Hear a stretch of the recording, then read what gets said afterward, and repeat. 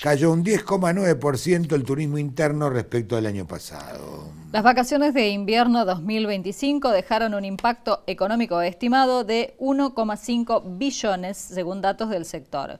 El movimiento turístico resultó ser un 10,9% menor al del invierno pasado, afectado por la pérdida de poder adquisitivo, la caída del turismo receptivo y condiciones climáticas poco favorables. De acuerdo a la CAME, la Confederación de la Mediana Empresa, la estadía media bajó, mientras que el gasto diario por turista fue de 89.000 pesos. El impacto económico fue 11,2% menor que en 2024 también a precios reales.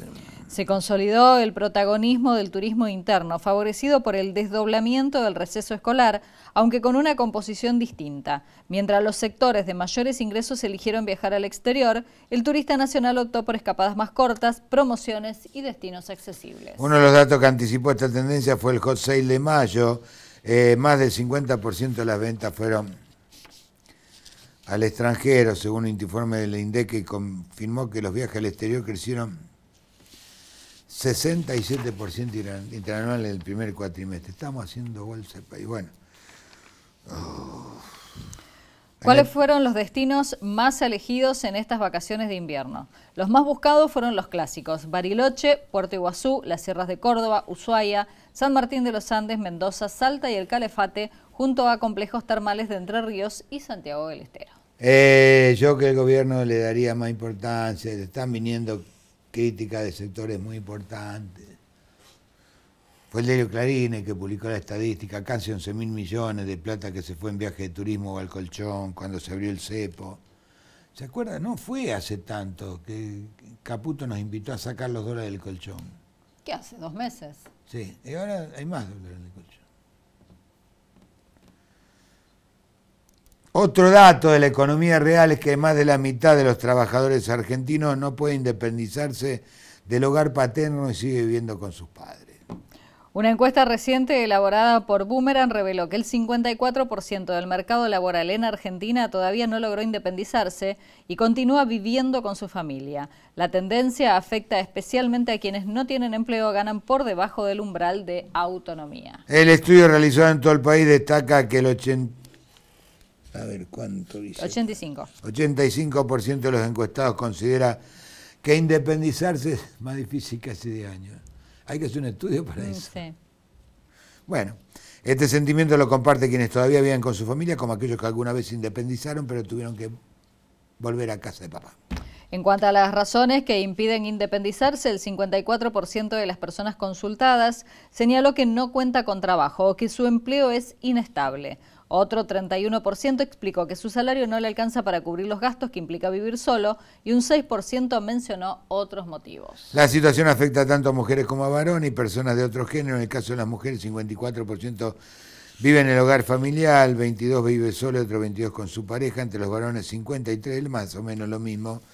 Estos son datos de la economía real. Es el antiprogreso. Y la última, ojalá que esto no sea verdad, pero la fuente es muy buena.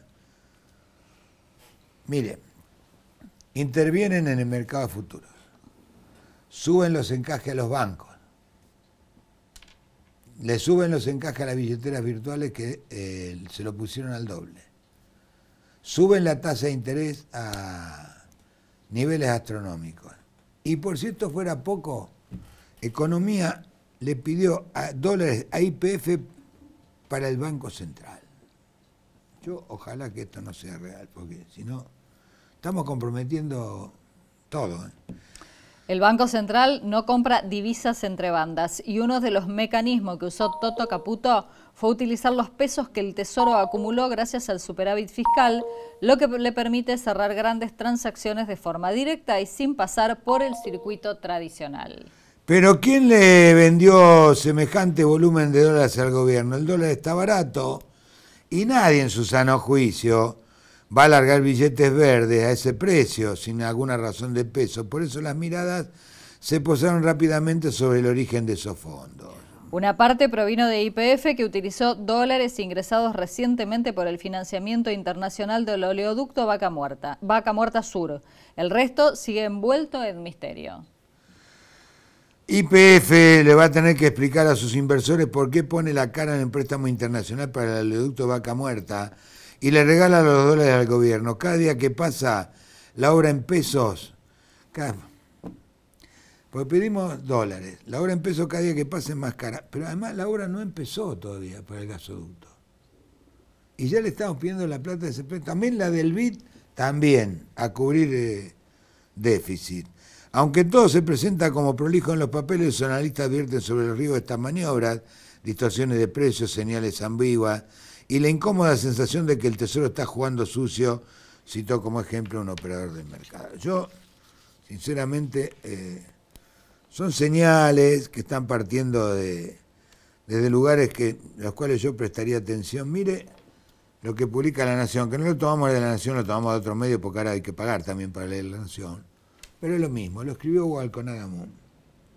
Este periodista, con el cual yo tuve un cruce amable, nada.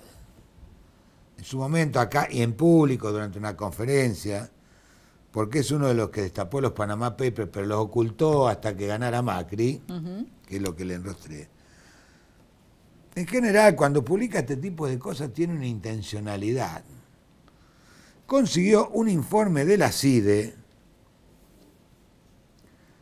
donde se revela que redactan informes sobre las actividades políticas de la oposición, los sindicatos y los grupos de jubilados. Los reportes buscan anticipar las movidas previas a las elecciones, pero omiten a la Libertad Avanza y al PRO en los lugares donde es su aliado. O sea, circulan carpetas así dentro de la CIDE, toda esa información sobre sindicatos, periodistas, artistas, movimientos de jubilados. La Secretaría de Inteligencia de Estado comenzó a elaborar reportes sobre las actividades y movilizaciones que protagonizan líderes políticos, sindicales, de todos los partidos y espacios, menos de la Libertad Avanza, o sus dirigentes, sobre funcionarios nacionales, según surge de estos reportes a los cuales tuvo acceso el periodista del Diario de la Nación. Titulado Hechos previstos 9 de julio a 25, el informe se fechó un día antes, el martes 8 de julio, y detalló cuáles eran las actividades políticas de peronistas, radicales, dirigentes de la izquierda y de la cámpora, como Máximo Kirchner, entre otros, para el feriado del Día de la Independencia. Ese día venció el plazo para presentar las alianzas que competirán en las elecciones legislativas de la provincia de Buenos Aires. Redactado por la Agencia de Seguridad Nacional, la que reemplaza a la CIDE, uno de los 4 organismos que conforman la CIDE, bajo el mando de Sergio Neifer, el reporte también detalló actividades públicas, todas lícitas, que se llevarían a cabo el miércoles 9 de julio y días posteriores, protestas gremiales, convocatorias callejeras, actos culturales, además de actividades de colectivos de jubilados y personas con discapacidad, entre otros. O sea que todo el que sale por la televisión está fichado.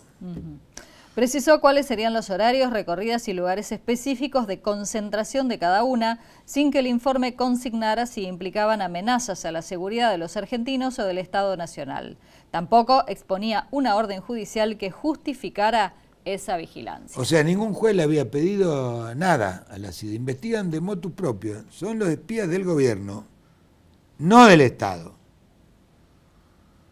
Porque el informe refleja una orientación operativa, es decir, busca anticipar y mapear el accionar de actores políticos y sociales, y evidenció el seguimiento de estrategia electoral y construcción política de espacios opositores y sindicales. Eso, según el experto consultado por La Nación, podría configurar una violación a la legislación vigente.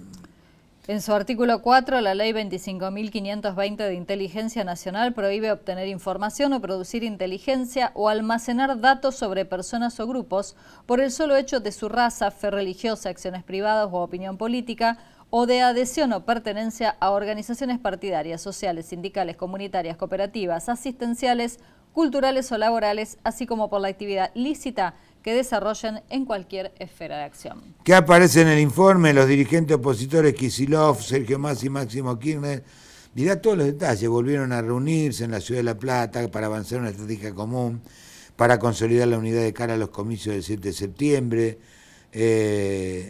bueno, en el segundo párrafo aborda movimientos de los otros dos opositores. El jefe político del Espacio para Adelante, Facundo Manes, mantuvo un encuentro en su domicilio con el intendente de Lanús, Néstor Grindetti. Y sigue. Estamos hablando de miles de millones de pesos. Miles de millones de pesos con los que se utilizaron para la CIDE. Y es todo para espionaje de la oposición.